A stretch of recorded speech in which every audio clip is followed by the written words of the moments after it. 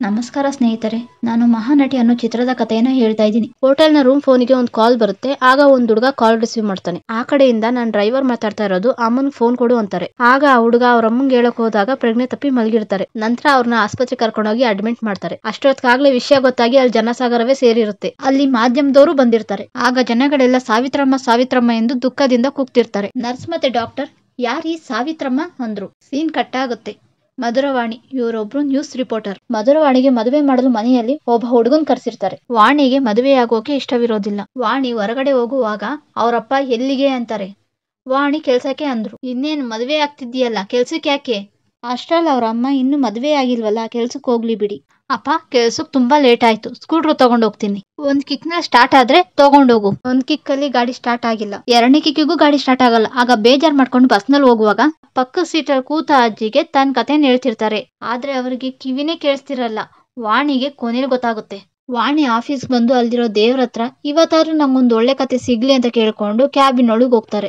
Boss ಒಬ್ರೊಬ್ರಿಗೆ ಒಂದೊಂದು ವಿಷಯದ ಕತೆ ಸಂಗ್ರಹ ಮಾಡಕ್ ಹೇಳ್ತಿರ್ತಾರೆ. ವಾಣಿಯವರಿಗೆ ಸಾವಿತ್ರಿ ಕೋಮಾ ಅನ್ನೋ ವಿಷಯದ ಕತೆ ಸಂಗ್ರಹ ಮಾಡಕ್ ಹೇಳ್ತಾರೆ. ಹೊರಗಡೆ ಬಂದ ವಾಣಿ ಸ್ನೇಹಿತೆ ಹತ್ರ 1 ವರ್ಷದಿಂದ ಕೋಮಾದಲ್ಲಿದ್ದಾರೆ ಅಂತ ಬರೀತಿದ್ದಾರೆ.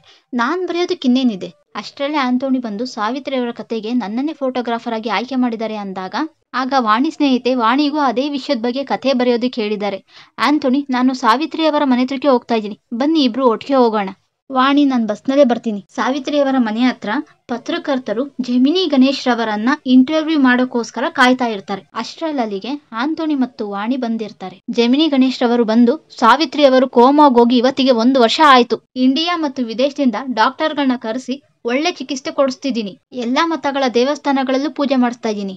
24 ಗಂಟೆ ನೋಡ್ಕೊಳ್ಳೋಕೆ ನರ್ಸ್ ಇರ್ತಾರೆ. ನಾನು ಲಕ್ಷ ದುಡ್ಡು ಖರ್ಚು ಮಾಡಿ ಇಷ್ಟೆಲ್ಲ ಮಾಡ್ತಿದ್ರು. ಪೇಪರ್ನವರು ಸಾವಿತ್ರಿ ಅವರಿಗೆ ಯಾರು ದಿಕ್ಕಿಲ್ಲ, ಜೆಮಿನಿ ಗಣೇಶ್ರಿಂದಾನೇ ಇಷ್ಟೆಲ್ಲ ಆಗ್ತಾ ಇರೋದು ಅಂತ ಬರೀತಿದ್ದೀರಾ. ಸಾವಿತ್ರಿ ಅವರಿಗೆ ನಾನು ಇದೀನಿ, ಚೆನ್ನಾಗಿ ನೋಡ್ಕೋತೀನಿ. ನಾನು ಹೇಳೋದನ್ನ ಹೇಳಿದೀನಿ, ನಿಮ್ ಇಷ್ಟ ಬಂದಂಗೆ ನೀವು ಬರ್ಕೊಳ್ಳಿ ಅಂತ ಹೇಳಿ ಅಲ್ಲಿಂದ ಹೊರಟೋಗ್ತಾರೆ. ಜೆಮಿನಿ ಗಣೇಶ್ ರವರು ಯಾರು ಅಂತ ನಿಮ್ಗೆ ಮುಂದೆ ಗೊತ್ತಾಗುತ್ತೆ. ಸಾವಿತ್ರಿ ಅವರ ಮನೆ ಹತ್ರ ಒಬ್ಬ ವ್ಯಕ್ತಿ ಬರ್ತಾರೆ. ತಂದ ಹೂವನ್ನು ಅಲ್ಲೇ ಗೇಟ್ ಬಳಿ ಇಟ್ಟು ಮನಸ್ಸಿಗೆ ನೋವು ಮಾಡ್ಕೊಂಡು ಹೋಗ್ತಿರುವಾಗ ವಾಣಿ ಮತ್ತು ಆಂಟೋನಿ ಗಮನಿಸಿ, ಇವರಿಂದ ನಮ್ಗೆ ಸಾವಿತ್ರಿಯವರ ವಿಷಯ ಏನಾದ್ರೂ ತಿಳ್ಕೊಳ್ಬಹುದು ಅಂತ ಅನ್ಕೊಂಡು ಅವ್ರಿಂದೆ ಹೋಗ್ತಾರೆ. ಆ ವ್ಯಕ್ತಿ ಒಂದು ಫೋಟೋ ಶಾಪ್ ಒಳಗೆ ಹೋಗ್ತಾರೆ.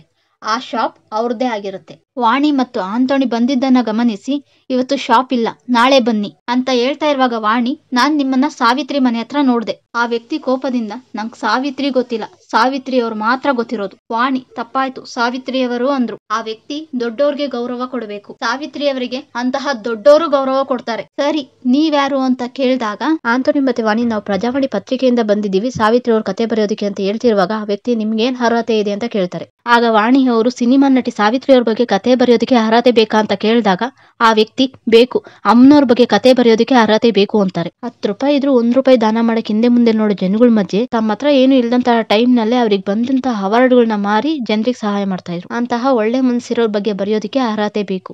ವಾಣಿ ಅವ್ರು ಹೇಳ್ತಾರೆ, ನಮ್ಗೆ ಅವ್ರ ಬಗ್ಗೆ ಏನು ಗೊತ್ತಿಲ್ಲ, ನಟಿಯಾಗ ಅಷ್ಟೇ ಗೊತ್ತಿರೋದು. ನೀವ್ ಅವ್ರ ಬಗ್ಗೆ ಹೇಳಿ, ನಾವು ಅರ್ಹತೆ ಪಡ್ಕೊಂಡು ಅವ್ರ ಬಗ್ಗೆ ಅರ್ಥ ಮಾಡ್ಕೊಂಡು ಒಳ್ಳೆ ಕತೆ ಬರಿತೀನಿ. ಆಗ ಆ ವ್ಯಕ್ತಿ, ನಾನ್ ಸಾವಿತ್ರಿ ಅವ್ರ ಬಗ್ಗೆ ಏನ್ ಹೇಳಿ ಅಂದಾಗ ವಾಣಿ ಮತ್ತೆ ಆಂಟೋನಿ, ಅವ್ರನ್ನ ನೀವು ನೋಡಿದ ಮೊದಲನೇ ದಿನದಿಂದ ಹೇಳಿ ಸರ್ ಅಂತಾರೆ. ಆಗ ಆ ವ್ಯಕ್ತಿ ಫ್ಲಾಶ್ ಬ್ಯಾಕ್ ನೆನ್ಸ್ಕೊಂಡು ಕತೆ ಹೇಳಕ್ ಶುರು ಮಾಡ್ತಾರೆ. ಆ ವ್ಯಕ್ತಿ ಸಿನಿಮಾ ಶೂಟಿಂಗ್ ನಡೆಯೋ ಜಾಗಕ್ಕೆ ಫೋಟೋ ತೆಗಿಯಕ್ ಹೋಗಿರ್ತಾರೆ. ಡೈರೆಕ್ಟರ್ ಸಾವಿತ್ರಿ ಅವರಿಗೆ ಪ್ರೀತಿ ಮತ್ತೆ ದುಃಖ ಪೈಪೋಟಿ ಮಾಡ್ತಿರೋಂಗಿರ್ಬೇಕು. ಬಲಗಣ್ಣಿನಲ್ಲಿ ಪ್ರೀತಿ, ಎಡಗಣ್ಣಿನಲ್ಲಿ ಕಣ್ಣೀರ್ ಬರಬೇಕು ಅಂತ ಹೇಳ್ತಾರೆ. ಆಗ ಡೈರೆಕ್ಟರ್ ಗ್ಲಿಸರಿನ್ ತಗೊಂಬನ್ನಿ ಅಂದಾಗ ಗ್ಲಿಸರಿನ್ ಬಾಟ್ಲು ಒಡೆದೋಗಿರುತ್ತೆ. ಆಗ ಡೈರೆಕ್ಟರ್ ಕೋಪದಿಂದ ಶೂಟಿಂಗ್ ನಿಲ್ಸಿ ಅಂತ ಹೇಳ್ತಿರುವಾಗ ಸಾವಿತ್ರಿಯವರು, ಗ್ಲಿಸರಿನ್ ಇಲ್ದೆ ಆ ಪಾತ್ರವನ್ನ ನಾನ್ ಮಾಡ್ತೀನಿ ಅಂತಾರೆ. ಹೇಗ್ ಮಾಡ್ತೀಯಾ? ಗ್ಲಿಸರಿನ್ ಇಲ್ದೆ ಕಣ್ಣೀರ್ ಬರಲ್ಲ, 1 ಟೇಕಲ್ಲಿ ಆಗೋದಿಲ್ಲ, ಶೂಟಿಂಗ್ ಪ್ಯಾಕಪ್ ಮಾಡಿ ನಾಳೆ ಮಾಡೋಣ. ಆಗ ಸಾವಿತ್ರಿಯವರು ಒಂದೇ ಟೇಕ್ ನಲ್ಲೇ ನಾನು ಆ ಪಾತ್ರವನ್ನ ಮಾಡ್ತೀನಿ ಅಂತಾರೆ. ಆಗ ಡೈರೆಕ್ಟರ್, ಸರಿ, ಒಂದ್ ವೇಳೆ ಒಂದೇ ಟೇಕ್ ನಲ್ಲಿ ನೀನ್ ಪಾತ್ರ ನಿರ್ವಹಿಸ್ಲಿಲ್ಲ ಅಂದ್ರೆ ಎಲ್ರು ಮುಂದೆ ಕ್ಯಾಮ್ರಾ ಕ್ಷಮೆ ಕೇಳ್ಬೇಕು. ಆಗ ಸಾವಿತ್ರಿ ಅವರು, ಸರಿ, ಎಷ್ಟು ಹನಿ ಕಣ್ಣೀರ್ ಬರ್ಬೇಕು ಅಂತ ಕೇಳ್ತಾರೆ. ಆಗ ಡೈರೆಕ್ಟರ್, ಎಷ್ಟು ಅಂದ್ರೆ ಅಷ್ಟೇ ಹನಿ ನೀರ್ ಬರುತ್ತಾ ಕಣ್ಣಿಂದ? ಆಗ ಸಾವಿತ್ರಿಯವರು ಹ್ಞೂ ಅಂತಾರೆ. ಆಗ ಡೈರೆಕ್ಟರ್, ಎಡಗಣ್ಣಿನಿಂದ 2 ಹನಿ ಕಣ್ಣೀರ್ ಬರ್ಬೇಕು ಅಂತಾರೆ. ಆಗ ಸಾವಿತ್ರಿ ಅವರು ಒಂದೇ ಟೇಕ್ ನಲ್ಲಿ ಆ ಪಾತ್ರವನ್ನ ತುಂಬಾ ಚೆನ್ನಾಗಿ ನಿರ್ವಹಿಸ್ತಾರೆ. ಆಗ ಡೈರೆಕ್ಟರ್ ಸಾವಿತ್ರಿಯವರ ಬಳಿ ಬಂದು, ಇನ್ನು 10 ತಲೆಮಾರು ಬಂದ್ರು ಅತ್ಯುತ್ತಮ ನಟಿ ಅಂದ್ರೆ ಜನರು ಮೊದಲು ನಿನ್ನನ್ನೇ ನೆನಪಿಸ್ಕೊಳ್ತಾರೆ ಅಂತ ಹೇಳ್ತಿರುವಾಗ ಸಾವಿತ್ರಿಯವರು ಡೈರೆಕ್ಟರ್ ಅವರ ಪಾದ ಮುಟ್ಟಿ ನಮಸ್ಕಾರ ಮಾಡ್ಕೊಳ್ತಾರೆ. ಆಗ ಫೋಟೋಗ್ರಾಫರ್ ಆ ಕ್ಷಣದ ಫೋಟೋನ ತೆಗೆದಿಟ್ಕೊಳ್ತಾರೆ.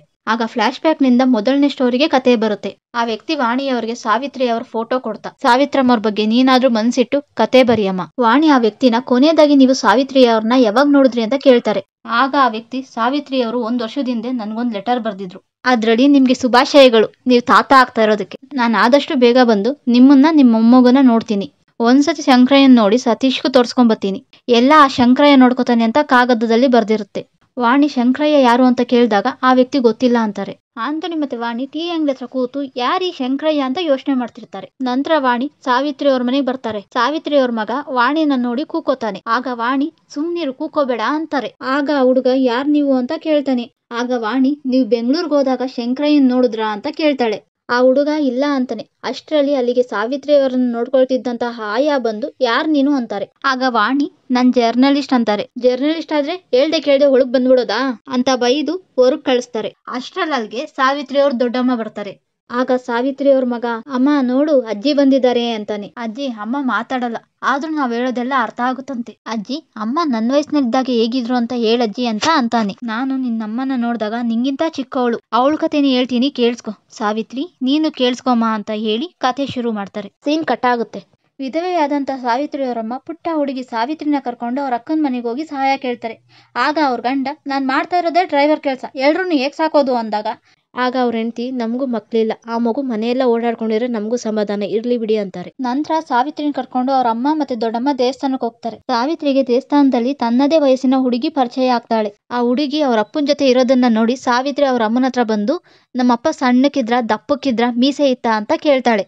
ಆಗ ಅವ್ರಮ್ಮ ನಿಮ್ಮ ಅಪ್ಪಂಗೆ ದೊಡ್ಡ ಮೀಸೆ ಇತ್ತು ಅಂತಾರೆ. ಮತ್ತೆ ಸಾವಿತ್ರಿ ಆ ಹುಡುಗಿ ಹತ್ರ ಹೋಗಿ ನಮ್ಮ ಅಪ್ಪಂಗೂ ದೊಡ್ಡ ಮೀಸೆ ಇತ್ತಂತೆ ಅಂತ ಹೇಳ್ತಾಳೆ. ಈ ರೀತಿ ಮಾತಾಡ್ಕೊಂಡು ಇಬ್ರು ಗೆಳತಿಯರಾಗ್ತಾರೆ. ಆ ಗೆಳತಿಯ ಹೆಸರು ಸುಶೀಲ. ಇಬ್ರು ನದಿ ಹತ್ರ ಕೂತ್ಕೊಂಡು ಸಾವಿತ್ರಿ ಅಲ್ಲಿರೋ ಪ್ರತಿಮೆ ಹತ್ರ ನಮ್ಮ ಅಪ್ಪನ ನಾನು ನೋಡಿಲ್ಲ, ನಮ್ಮ ಅಪ್ಪಂಗೆ ದೊಡ್ಡ ಮೀಸೆ ಇತ್ತಂತೆ, ನಿಮಗೂ ಮೀಸೆ ಇದೆ, ನಿಮ್ಮನ್ನ ನೋಡಿದ್ರೆ ನನಗೆ ನನ್ನ ಅಪ್ಪನೇ ನೆನ್ಪು ಬರ್ತಾರೆ, ನನ್ ಮನ್ಸಿಗೆ ಏನೇ ಅನ್ಸಿದ್ರು ನಾನ್ ನಿಮ್ಮ ಹತ್ರನೇ ಹೇಳ್ತೀನಿ ಅಂತ ಅಲ್ಲಿರೋ ಪ್ರತಿಮೆಗೆ ಹೇಳ್ತಿರ್ತಾಳೆ. ಸಾವಿತ್ರಿ ಮತ್ತೆ ಸುಶೀಲ ಊರೆಲ್ಲ ಸುತ್ತಾಡ್ತಾ ಆಟ ಆಡ್ಕೊಂಡಿರ್ತಾರೆ. ಹೀಗೆ ದಿನ ಕಳೀತಾ ಒಂದಿನ ದೊಡ್ಡಪ್ಪ ಸಾವಿತ್ರಿನ ನೃತ್ಯ ಕಲಿಸೋ ಜಾಗಕ್ಕೆ ಕರ್ಕೊಂಡು ಹೋಗ್ತಾರೆ. ಆದ್ರೆ ಸಾವಿತ್ರಿ ಅಲ್ಲಿಂದ ನೃತ್ಯ ಕಲಿಯದೆ ಓಡೋಗ್ತಾಳೆ. ಆಮೇಲೆ ಅವ್ರ ದೊಡ್ಡಪ್ಪ ಮನೆಗ್ ಬಂದು ಹರಿಕತೆ ಮಾಡೋನ್ ಮಗಳಿಗೆ ನೃತ್ಯ ಕಲಿಯಕ್ ಆಗಲ್ವಾ ಅಂತ ಬೈತಾರೆ. ಆಗ ಸಾವಿತ್ರಿ ಮತ್ತೆ ನೃತ್ಯ ಕಲ್ಸೋ ಜಾಗಕ್ಕೆ ಹೋಗ್ತಾಳೆ. ಆಗ ಅಲ್ಲಿನ ಗುರುಗಳು ನೃತ್ಯನ ಮನ್ಸಿಟ್ ಕಲಿಬೇಕು, ನಿನ್ ಕೈಲಿ ಆಗಲ್ಲ ಹೋಗು ಅಂತಾರೆ. ನೃತ್ಯ ಕಲ್ಸಕ್ ಇಷ್ಟ ಇಲ್ಲ ಅಂದ್ರೆ ಇಷ್ಟ ಇಲ್ಲ ಅನ್ನಿ, ನನಗ್ ಬರಲ್ಲ ಅಂತ ಹೇಳೋದಕ್ಕೆ ನೀವ್ಯಾರು ಅಂತಾಳೆ. ಆಗ ಗುರುಗಳು ಎಲ್ರಿಗೂ ನೀನ್ ನನ್ನ ಶಿಷ್ಯ ಅಂತ ಗೊತ್ತಾದ್ರೆ ನನ್ ಮರ್ಯಾದೆ ಹೋಗುತ್ತೆ ಅಂತಾರೆ. ಆಗ ಸಾವಿತ್ರಿ ನೃತ್ಯ ಕಲಿತಿದ್ದ ಹುಡುಗಿರ್ನ ದೂರದಿಂದ ನೋಡ್ತಾ ತನ್ನ ಗೆಳತಿ ಸುಶೀಲಾ ಜೊತೆ ಅಭ್ಯಾಸ ಮಾಡ್ತಿರ್ತಾಳೆ. ಆದ್ರೆ ಸಾವಿತ್ರಿ ನೃತ್ಯನ ಇಷ್ಟದಿಂದ ಕಲಿತಿರಲ್ಲ. ನಿನ್ ಕೈಲಿ ಆಗಲ್ಲ ಅಂತ ಅಂದ್ರಲ್ಲ, ಆ ಮಾತನ್ನ ಸುಳ್ಳು ಮಾಡೋಕೋಸ್ಕರ ನೃತ್ಯ ಕಲಿತಾ ಇರ್ತಾಳೆ. ಸಾವಿತ್ರಿ ಮುಂದೆ ಒಂದ್ ಸ್ಪರ್ಧೆಯಲ್ಲಿ ಭಾಗವಹಿಸಿ ನೃತ್ಯ ಪ್ರದರ್ಶನ ಮಾಡ್ತಾಳೆ. ಅಲ್ಲಿದ್ದಂತ ಹಿರಿಯರು ನಿಮ್ ಗುರುಗಳು ಯಾರು ಅಂತ ಕೇಳಿದಾಗ ಸಾವಿತ್ರಿ ಪೂರ್ಣೇಶ್ ಶಾಸ್ತ್ರಿಯವರನ್ನ ತೋರಿಸಿ ಅವರೇ ನನ್ನ ಗುರುಗಳು ಅಂತಾಳೆ. ಮುಂದೆ ಇದೇ ಗುರುಗಳು ಸಾವಿತ್ರಿ ಮತ್ತು ಸುಶೀಲಾಗೆ ನೃತ್ಯವನ್ನ ಕಲಿಸ್ಕೊಡ್ತಾರೆ. ನೃತ್ಯ ಕಲಿತಾ ನಾಟಕಗಳ ಪ್ರದರ್ಶನ ಕೊಡ್ತಾ ಬೆಳಿತಾರೆ ಸಾವಿತ್ರಿ ಮತ್ತು ಸುಶೀಲ. ಒಂದಿನ ಸಾವಿತ್ರಿ ನಾಟಕ ಪ್ರದರ್ಶನ ಕೊಡ್ತಿರ್ತಾಳೆ. ಅಲ್ಲಿಗೆ ಬಂದಂತಹ ಅತಿಥಿ ಅವಳ ನಟನೆಯನ್ನು ಮೆಚ್ಚಿ ಅವರಿಗೆ ಹಾಕಿದಂತಹ ಹೂ ಮಾಲೆಯನ್ನು ಸಾವಿತ್ರಿಗೆ ಹಾಕ್ತಾರೆ. ಸಾವಿತ್ರಿ ಆ ಮಾಲೆಯನ್ನು ತನ್ನ ಅಪ್ಪ ಎಂದು ಭಾವಿಸುವ ಪ್ರತಿಮೆಗೆ ತಗೊಂಡೋಗಿ ಹಾಕ್ತಾಳೆ. ಒಂದು ಚಿತ್ರಮಂದಿರಕ್ಕೆ ನಾಗೇಶ್ವರರಾವ್ ಬಂದಿರ್ತಾರೆ. ಸಾವಿತ್ರಿ ಮತ್ತು ಸುಶೀಲಾ ಅವ್ರನ್ನ ನೋಡೋದಕ್ಕೆ ಹೋಗಿರ್ತಾರೆ. ಹೀಗೆ ಒಂದಿನ ಸಾವಿತ್ರಿ ಅವ್ರ ದೊಡ್ಡಪ್ಪ ಒಂದು ನಾಟಕದ ಕಂಪನಿ ಓಪನ್ ಮಾಡ್ತಾರೆ. ಅಲ್ಲಿ ಪ್ರದರ್ಶನ ಕೊಡಲು ಸಾವಿತ್ರಿ ಮತ್ತು ಸುಶೀಲಾ ತುಂಬಾನೇ ಖುಷಿಯಿಂದ ರೆಡಿಯಾಗಿ ಸ್ಕ್ರೀನ್ ಹಿಂದೆ ನಿಂತಿರ್ತಾರೆ. ಅಲ್ಲಿ ಸ್ಕ್ರೀನ್ ಓಪನ್ ಮಾಡಿದ್ರೆ ಒಬ್ರೋ ಇಬ್ರೋ ಜನ ಇರ್ತಾರೆ. ಜನ ಇಲ್ಲದನ್ನು ನೋಡಿ ಸಾವಿತ್ರಿ ಮತ್ತು ಸುಶೀಲಾ ಅಲ್ಲಿಂದ ಹೊರಟೋಗ್ತಾರೆ. ಸಾವಿತ್ರಿ ದೊಡ್ಡಪ್ಪ ಸ್ನೇಹಿತನ ಹತ್ರ ಯಾಕೆ ಜನ ಬಂದಿಲ್ಲ ಅಂತ ಕೇಳ್ತಾರೆ. ಎಲ್ಲ ಸಿನಿಮಾ ನೋಡೋಕೆ ಚಿತ್ರಮಂದಿರಕ್ಕೆ ಹೋಗಿದ್ದಾರೆ, ಇನ್ ನಾಟಕ ನೋಡಕ್ಕೆ ಯಾರು ಬರ್ತಾರೆ, ನಿಮ್ ಸಾವಿತ್ರಿನ ಸಿನಿಮಾಗೆ ಸೇರಿಸ್ಬಿಡು ಅಂತ ಅಂತಾರೆ.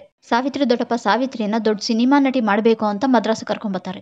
ಸ್ಟುಡಿಯೋ ಒಳಗೆ ಹೋಗೋಕೆ ಮುಂಚೆ ಸಾವಿತ್ರಿ ದೊಡ್ಡಪ್ಪ ಎಲ್ರ ಮುಂದೆ ನನ್ನ ಅಪ್ಪ ಅಂತ ಕರಿ, ಎಲ್ರಿಗೂ ಭಯ ಇರುತ್ತೆ, ಅಷ್ಟೇ ಅಲ್ಲ ನಿನ್ ವಯಸ್ಸು ಯಾರನ್ನ ಕೇಳಿದ್ರೆ 14 ಅಂತ ಹೇಳ್ಬೇಡ 16 ಅಂತ ಹೇಳು ಅಂತ ಹೇಳ್ಕೊಡ್ತಾರೆ. ಸ್ಟುಡಿಯೋ ಒಳಗೆ ಹೋಗಿ ಆಡಿಷನ್ ಕೊಡ್ತಾರೆ. ಅಲ್ಲಿ ವಯಸ್ಸು ಕೇಳಿದ ತಕ್ಷಣ 14 ಅಂತಾಳೆ.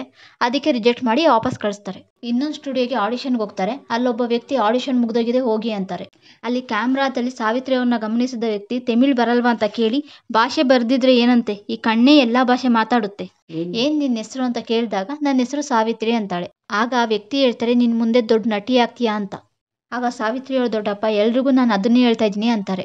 ಆ ವ್ಯಕ್ತಿ ಹೇಳ್ತಾರೆ ನನ್ನ ಹೆಸರು ರಾಮಸ್ವಾಮಿ ಗಣೇಶ್ ಅಂತ, ಇಲ್ಲಿ ಕೆಲಸ ಮಾಡಿ ನನ್ನ ಎಲ್ಲರೂ ಜಮಿನಿ ಗಣೇಶ್ ಅಂತ ಕೂಗ್ತಾರೆ ಅಂತ ಪರಿಚಯ ಮಾಡ್ಕೊಂಡು ಸಾವಿತ್ರಿದೊಂದು ಫೋಟೋ ತೆಗೆದು ಒಂದು ರೆಕಮೆಂಡೇಶನ್ ಲೆಟರ್ ಕೈ ಕೊಟ್ಟು 1 ವರ್ಷ ಬಿಟ್ಟು ಬನ್ನಿ, ನಿಮ್ ಹುಡುಗಿ ಇನ್ನೂ ಚಿಕ್ಕವಳು ಅಂತ ಹೇಳಿ ಕಳಿಸ್ತಾರೆ. ಸಾವಿತ್ರಿ ಸಿನಿಮಾ ಹಿಂದೆ ಹೋದ್ಲು ಅಂತ ಊರೆಲ್ಲ ಆಡ್ಕೊಂತಿರ್ತಾರೆ. ಸಾವಿತ್ರಿ ಸಿನಿಮಾನ ಮರೆತು ನಾಟಕಗಳ ಪ್ರದರ್ಶನ ಕೊಡ್ತಾ ಕಾಲ ಕಳೀತಿರ್ತಾಳೆ. ಆದ್ರೆ ಒಂದಿನ ಸಿನಿಮಾನೇ ಸಾವಿತ್ರಿ ಅವ್ರನ್ನ ಉಟ್ಕೊಂಡ್ ಬರುತ್ತೆ. ಜಮಿನಿ ಗಣೇಶ್ ರವರು ತೆಗೆದಂತ ಫೋಟೋ ನೋಡಿದ ಸಾಧನಾ ಫಿಲ್ಮ್ ಸಂಸ್ಥೆಯವರು ಒಂದು ಸಿನಿಮಾ ಮಾಡ್ತಿರ್ತಾರೆ. ಆ ಸಿನಿಮಾಗೆ ಸಾವಿತ್ರಿ ಅವ್ರನ್ನ ನಟಿಯಾಗಿ ಆಯ್ಕೆ ಮಾಡ್ತಾರೆ. ಆ ಸಿನಿಮಾದ ನಾಯಕ ನಾಗೇಶ್ವರ ರಾವ್ ಅವರಾಗಿರ್ತಾರೆ. ಅವ್ರನ್ನ ನೋಡಿ ಸಿನಿಮಾದ ಡೈಲಾಗ್ ಮಧ್ಯೆ ನಾಗೇಶ್ವರ ರಾವ್ ಅಂತ ಹೇಳ್ತಿರ್ತಾರೆ. ಡೈರೆಕ್ಟರ್ ಎಷ್ಟು ಸರಿ ಹೇಳ್ಕೊಟ್ರು ಆ ಡೈಲಾಗ್ನ ಹೇಳಕ್ಕೆ ಬರಲ್ಲ ಸಾವಿತ್ರಿ ಅವರಿಗೆ. ಆಗ ಡೈರೆಕ್ಟರ್ಗೆ ಕೋಪ ಬಂದು ನಿನ್ನ ನಾಟಕ ಏನೋ ಚೆನ್ನಾಗಿ ಮಾಡ್ಬೋದು, ಆದರೆ ನಿನ್ನ ಕೈಯಲ್ಲಿ ಸಿನಿಮಾ ಮಾಡೋಕ್ಕಾಗಲ್ಲ ಹೋಗು ಅಂತ ಬೈತಾರೆ. ಸಾವಿತ್ರಿ ಅವ್ರ ದೊಡ್ಡಪ್ಪನ ಹತ್ರ ಬಂದು ನಾನು ನಟಿ ಆಗಬೇಕು ಅನ್ನೋದು ನಿಮ್ಮ ಆಸೆ, ನಂದಲ್ಲ, ನನಗೆ ಆ್ಯಕ್ಟಿಂಗ್ ಬರಲ್ಲ ಅನ್ನೋದಕ್ಕೆ ಅವ್ರು ಯಾರು ಅಂತ ಅವ್ರ ದೊಡ್ಡಪ್ಪನ ಮೇಲೆ ಸಿಟ್ಟು ಮಾಡಿಕೊಂಡು ಹೊರಗೆ ಹೋಗ್ತಾಳೆ. ಹೊರಗಡೆ ಅನೌನ್ಸ್ಮೆಂಟ್ನಲ್ಲಿ ಪಾತಾಳ ಭೈರವಿ ಸಿನಿಮಾದ ಹಾಡಿಗೋಸ್ಕರ ಒಂದು ಹೊಸ ಹುಡುಗಿನ ಹುಡುಕ್ತಿರ್ತಾರೆ. ಸಾವಿತ್ರಿ ಅವರು ಆಡಿಷನ್ನಲ್ಲಿ ಆ ಸಿನಿಮಾದ ಹಾಡಿಗೆ ಸೆಲೆಕ್ಟ್ ಆಗ್ತಾರೆ. ಸಾವಿತ್ರಿ ಅವರ ನಟನೆ ನೋಡಿ ಮೊದಲು ಬೈದಂತ ಡೈರೆಕ್ಟರ್ ಅವರೇ ಸಾವಿತ್ರಿ ಅವರನ್ನು ನಟಿಯಾಗಿ ಸಿನಿಮಾ ರಂಗಕ್ಕೆ ಪರಿಚಯ ಮಾಡ್ತಾರೆ. ಸಾವಿತ್ರಿ ಅವರ ಕುಟುಂಬ ವಿಜಯವಾಡದಿಂದ ಮದ್ರಾಸ್ನಲ್ಲಿ ಬಂದು ವಾಸವಾಗ್ತಾರೆ. ಸಾವಿತ್ರಿ ಅವರು ಒಂದೇ ಸತಿ 2 ಸಿನಿಮಾ ಮಾಡ್ತಿರ್ತಾರೆ, ಒಂದು ತೆಲುಗಿನಲ್ಲಿ, ಒಂದು ತಮಿಳಿನಲ್ಲಿ. ಸಾವಿತ್ರಿ ಅವರು ತಮಿಳ್ ಶೂಟಿಂಗ್ ನಡೆಯೋ ಜಾಗದಲ್ಲೇ ಬುಕ್ ನೋಡಿ ತಮಿಳ್ ಕಲಿತಾ ಇರ್ತಾರೆ. ಅಲ್ಲಿಗೆ ಬಂದಂತ ಜಮಿನಿ ಗಣೇಶ್ ಅವರು ಬುಕ್ ಓದಿದ್ರೆ ತಮಿಳ್ ಬರಲ್ಲ, ಬನ್ನಿ ಒಂದ್ ಜಾಗಕ್ಕೆ ಕರ್ಕೊಂಡು ಹೋಗ್ತೀನಿ ಅಂತ ಆಸ್ಪತ್ರೆಗೆ ಕರ್ಕೊಂಡು ಹೋಗ್ತಾರೆ. ಅಲ್ಲಿದ್ದಂತ ಪೇಷಂಟ್ಗಳು ಮಾತಾಡೋದನ್ನ ನೋಡಿ ಅವ್ರ ನೋವು ಮತ್ತು ಭಾವನೆಗಳನ್ನ ಅರ್ಥ ಮಾಡ್ಕೊಂಡು ತಮಿಳ್ ಕಲಿತಾ ಹೋಗ್ತಾರೆ ಸಾವಿತ್ರಿ ಅವರು. ಜಮಿನಿ ಗಣೇಶ್ ಅವ್ರ ಜೊತೆ ಸೇರ್ಕೊಂಡು ಕಾರ್ ಓಡಿಸೋದು, ಕುದುರೆ ಓಡಿಸೋದು, ಟೆನ್ನಿಸ್ ಇನ್ನು ಮುಂತಾದ ವಿದ್ಯೆಗಳನ್ನ ಕಲಿತಾ ಹೋಗ್ತಾರೆ ಸಾವಿತ್ರಿ ಅವರು. ಹೀಗೆ ಒಂದಿನ ನದಿ ದಡದ ಹತ್ರ ಕೂತು ಮಾತಾಡ್ತಿರುವಾಗ ಜಮಿನಿ ಗಣೇಶ್ ಅವರು ನನಗೆ ಮದುವೆ ಆಗಿ 2 ಮಕ್ಳಿದ್ದಾರೆ ಅಂತ ಹೇಳ್ತಾರೆ. ಡಾಕ್ಟರ್ ಆಗ್ಬೇಕು ಅಂತ ಆಸೆ ಇತ್ತು, ನನ್ನ ಹತ್ರ ದುಡ್ಡಿರ್ಲಿಲ್ಲ, ಅದಕ್ಕೋಸ್ಕರ ಮಾವನ್ ಮಗಳನ್ ಮದುವೆ ಆದೆ. ನನ್ ಮಾವ ತೀರ್ಕೊಂಡ್ರು, ಡಾಕ್ಟರ್ ಆಗ್ಬೇಕಿದ್ದ ರಾಮಸ್ವಾಮಿ ಗಣೇಶ್ ಆಕ್ಟರ್ ಜಮಿನಿ ಗಣೇಶ್ ಆದೆ. ಆ ಕ್ಷಣದಿಂದ ಸಾವಿತ್ರಿ ಅವರು ಜಮಿನಿ ಗಣೇಶ್ ಅವರಿಂದ ದೂರ ಇರೋದಕ್ಕೆ ಪ್ರಯತ್ನ ಪಡ್ತಿರ್ತಾರೆ. ಸಾವಿತ್ರಿ ಅವರು ಒಂದು ಮದುವೆ ನಡೀತಿರೋದನ್ನ ನೋಡ್ಕೊಂಡು ನಿಂತಿರ್ತಾರೆ. ಜಮಿನಿ ಗಣೇಶ್ ರವರು ಮನಸ್ಸಿಂದ ತಾಳಿ ಕಟ್ಟಿದ್ರೆ ಅದು ಮದುವೆ, ಇಲ್ದಿದ್ರೆ ಅದೊಂದು ಒಪ್ಪಂದ ಅಷ್ಟೇ. ಆಗ ಸಾವಿತ್ರಿ ಅವರು ಆ ಒಪ್ಪಂದದ ಸಮಯ ಜೀವನ ಪೂರ್ತಿ ಇರುತ್ತೆ, ಆದ್ರೆ ಮಧ್ಯದಲ್ಲಿ ಮಾತು ತಪ್ಪಾರ್ದಲ್ವಾ, ಹಂಗ್ ನೋಡಕ್ ಹೋದ್ರೆ ನನ್ ಮನ್ಸಲ್ಲಿ ಯಾವ ಹುಡುಗಿನೂ ಬರಬಾರ್ದು. ಆದ್ರೆ ನೀನ್ ಬಂದಿದ್ದೀಯಲ್ಲ, ಮನೆಯಲ್ಲಿ ಹೆಂಡ್ತಿ ಇರುವಾಗ ನನ್ ಬಗ್ಗೆ ಯಾಕೆ ಯೋಚನೆ ಮಾಡ್ತೀರಾ? ನನ್ ಮನ್ಸಿನಲ್ಲಿ ನೀನಿದೀಯಾ, ಮದುವೆ ನನ್ಗೆ ಬೇಕು ಅಂತ ಮಾಡ್ಕೊಂಡಿಲ್ಲ, ಪ್ರೀತಿನ ನಾನ್ ಬಿಡ್ಬೇಕು ಅಂದ್ರೂ ಬಿಡಕ್ ಆಗ್ತಾ ಇಲ್ಲ. ಆದ್ರೆ ಇವಾಗ ನಿಮ್ ಮದುವೆ ಆಗೋಗಿದೆ ಅಂತ ಸಾವಿತ್ರಿ ಅವ್ರು ಹೋಗ್ತಿರುವಾಗ ಅವ್ರ ಸೀರೆ ಸೆರಗು ಒಂದ್ ತ್ರಿಶೂಲಕ್ಕೆ ಸಿಗಾಕೊಳ್ಳುತ್ತೆ. ಆಗ ಜಮಿನಿ ಗಣೇಶ್ ರವರು ನೀನ್ ನನ್ ಬಿಟ್ಟು ಚೆನ್ನಾಗಿರ್ತೀಯಾ ಅಂತ ಕೇಳಿದಾಗ ಸಾವಿತ್ರಿ ಅವರು ಇಲ್ಲ ಅಂತಾರೆ. ಆಗ ಜಮಿನಿ ಗಣೇಶ್ ರವರು ಚಾಮುಂಡೇಶ್ವರಿಯನ್ನ ಸಾಕ್ಷಿಯಾಗಿ ಇಟ್ಕೊಂಡು ಸಾವಿತ್ರಿ ಅವರಿಗೆ ತಾಳಿ ಕಟ್ತಾರೆ. ಸೀನ್ ಕಟ್ ಆಗಿ ವಾಣಿ ಹೇಳ್ತಾರೆ ಆಂಟೋನಿ ಅವರಿಗೆ, ಸಿನಿಮಾ ತರ ಎಷ್ಟು ಈಸಿಯಾಗಿ ಮದುವೆ ಮಾಡ್ಕೊಂಡ್ಬಿಟ್ರಲ್ವಾ. ಆಗ ಆಂಟೋನಿ ಅವರು ದೇವದಾಸ್ ರಿಲೀಸ್ಗೂ ಮುಂಚೆ ಅವ್ರು ಮದುವೆ ಆಗಿದ್ದಾರೆ ಅಂತ ನಂಗೆ ಗೊತ್ತೇ ಇರಲಿಲ್ಲ. ಆಗ ವಾಣಿಯವರು ದೇವದಾಸ್ ಮನ್ಪುರ್ ಮಂಗಲ್ಯ 2 ಒಟ್ಟಾಗಿ ರಿಲೀಸ್ ಆಗಿ ಅವರಿಬ್ರಿಗೂ ಹೆಸರು ತಂದು ಕೊಡುತ್ತೆ. ಈಗ ಮತ್ತೆ ಸೀನ್ ಕಟ್ ಆಗಿ ಸಾವಿತ್ರಿ ಅವರು ಮದುವೆ ಆಗಿ 3-4 ವರ್ಷ ಆದ್ರೂ ಯಾರಿಗೂ ಗೊತ್ತಿರಲ್ಲ.